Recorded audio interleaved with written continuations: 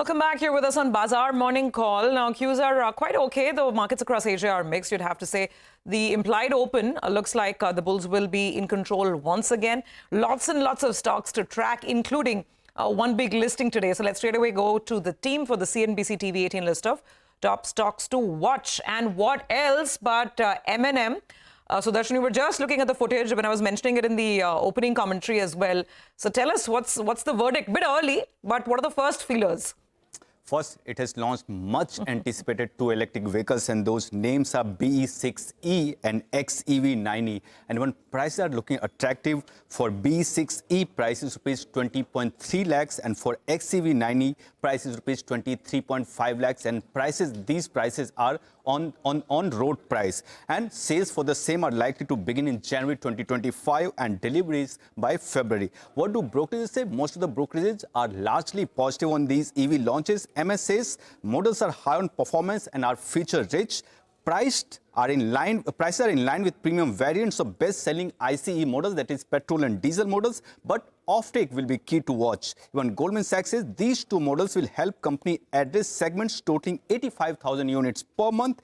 Elara says company has done all that it takes from their side. It's for the category growth to pick up in India, and company has earmarked a capacity of 10,000 vehicles per month of EVs in FY26, which are higher than the size of the entire Indian EV industry currently. So overall, brokerages are too positive on these two EV launches. So after yesterday's downfall in the stock price, we might see some green in today's trade.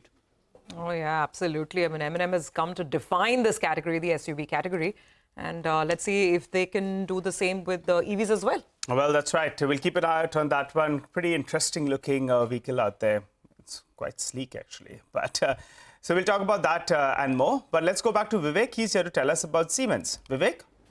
Well, good morning. Very good set of numbers from Siemens this time around. Operational efficiency coming in, kicking this time around. Remember, they followed the September year end, so this was the last quarter for them as far as FY24 was concerned, or SY24 as they call it. So revenues slightly below the CNBC-TV18 poll. However, EBITDA as well as margins much above what was anticipated. PAT too above, but PAT was also aided by higher other income component this time around. So revenues on a year-on-year basis up 11%, EBITDA up 34% on a year-on-year basis. EBITDA margins expanding almost 250 basis points, and profitability higher by 45%. So what did well for the company this time around segmentally? So when you're talking about energy as well as mobility, that was better than what the street was anticipating. Smart infra and digital industries slightly below what the poll was anticipating. New orders, the core orders that we're talking about is up 37%, coming in at a little over 6,100 crore. But on a year-on-year basis, remember, there was one large HP locomotive order which has been taken out. So when you're talking about what the company has mentioned, number one, they've gone ahead and committed to additional capex of close to 100 crore for the power transformer factory at Kalwa.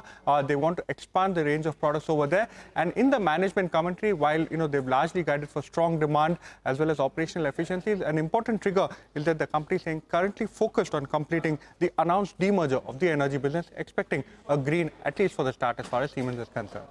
All right, Vivek, thank you very much for that. So that's Siemens for you. Lots of interest around that name. Well, let's focus on more from the auto space. Ola Electric and Lumax Auto should be in focus. Sudarshan is here to tell us why. So good morning again. Morning, Prashant. So after M&M launched its Ola has also launched a range of electric scooters and also power pod.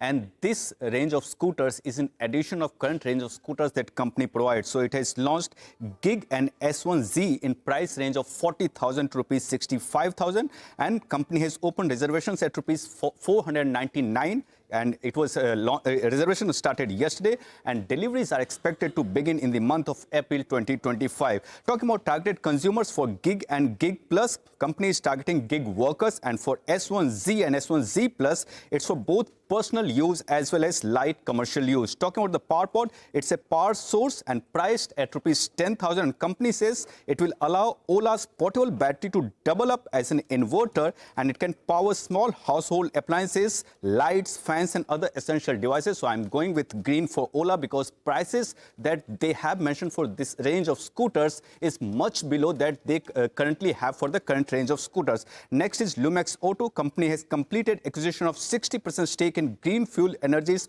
alternative fuels business, and acquisition is done for rupees 153 crore, and it will be done via debt and internal accruals.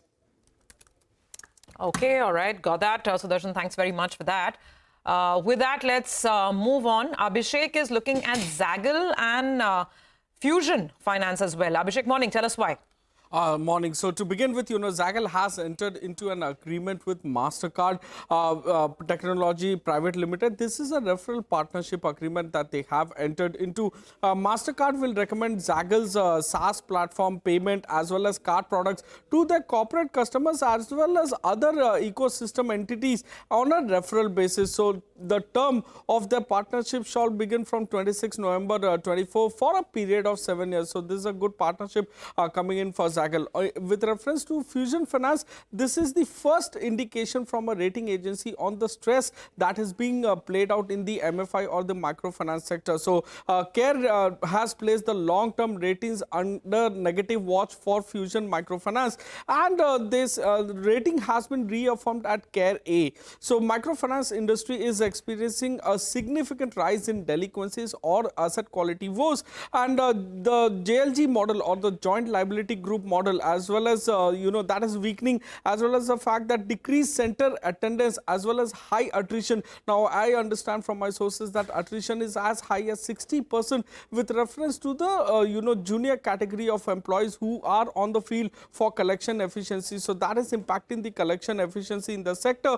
Fusion's deterioration in asset quality is higher than peers over the last 6 months or last 2 quarters. So CARE rating anticipates additional credit cost of about 500 to 700 crore for H2 FY25 for Fusion Finance versus 1,000 odd crores that they had in H1 FY25. So company is also planning to raise an right issue of about 550 crore by the end of FY25. Back to you.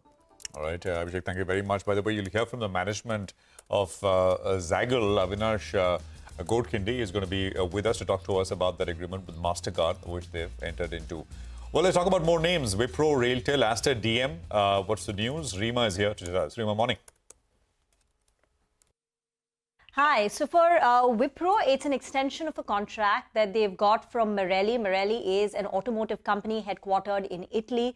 The deal is, it's a cloud transformation, basically migrate their data centers to the cloud. The company has not given us the size of the deal, but there are some reports which suggest that it could be a $100 million contract. But remember, this is a renewal of a 4-year contract. It was first initiated in 2020. It came to an end, and now it's been extended further. Size is not known, though. RailTel has won an order worth about 15 crore rupees, so that's a positive. And for Aster DM, there are 2 sets of news. The big one is the board meeting on the 29th of November, where they will consider issuance of preferential shares of up to 5% equity. The company on the 29th will also hold an investor call at 5 p.m. Separately, the company said that they will be acquiring the remaining 13% stake in Kolhapur's Aster Aadhar Hospital. And after they acquire this balanced 13% stake, they will own 100% in this in this entity. Okay, all right, Rima, got that. Thanks very much. So all those stocks on our radar as well. As will be ZF Commercial. Something seems to be brewing here. Let's ask Nimesh what's happening. Nimesh, morning. What are you picking up? Hi, morning, sir. So there is going to be a large block in ZF Commercial. The parent Wipro is looking to sell 3.5% stake in the company via block deal. The floor price indicated is 12,400, a potential 14% discount from yesterday's closing price. So need to see as to which price at which the deal gets done. So the parent owns close to 67.5%. After the 3.5% stake, they'll be left with 64%. They've sold in last couple of quarters as well, another 3.5% stake. The deal size is close to $100 million. So size is not big, but the fact that the parent is selling another 3.5% and the indicated floor price is to a 14% discount. Okay, got it. Nimesh, we'll keep it on the radar. Thanks very much for that. So let's quickly recap our list of stocks to watch this morning. The ones that have positive news flow are M&M, Siemens, Ola Electric, Lumax Auto, Zaggle, Prepaid, Wipro, RailTel and Aster DM. Stocks with negative news flow, Fusion Microfinance and ZF Commercial. Okay, so that's the stock list. Now let's talk commodities. We've got Manisha Gupta joining in. Manisha, morning. Finally, some good news coming in on that ceasefire, right? So I guess a little bit of the geopolitical risk premium coming off. What's the latest? Oh, absolutely, yes. With the Israel-Hezbollah ceasefire record beginning today, we have seen the crude oil prices continue to decline further down there. So 70 and below is where we are looking at. The WTI price is trading at 68.5 is where it is, and we're holding at 72 for the Brent prices. Apart from that, the OPEC may also further delay its planned output hike from the 1st of January. That's another thing that's weighing onto the market. It is a similar scenario when you look at various other commodities as well. It also has to do with the tariffs that have been announced by US as well. So that seems to be weighing onto metals as well. Gold and silver prices, after that very strong gain in the previous week, the last couple of days in this week have been slightly on the weaker side. So gold and silver trading in the negative yet again. Copper prices slipped after that 10% tariff announced on China. But remember, China peak demand season is November and December, and that in some sense seems to be supporting prices. Zinc has been an outperformer, 2% of gains onto this overnight. Sharp decline in LME inventories is what really seems to be supporting the zinc prices as of now.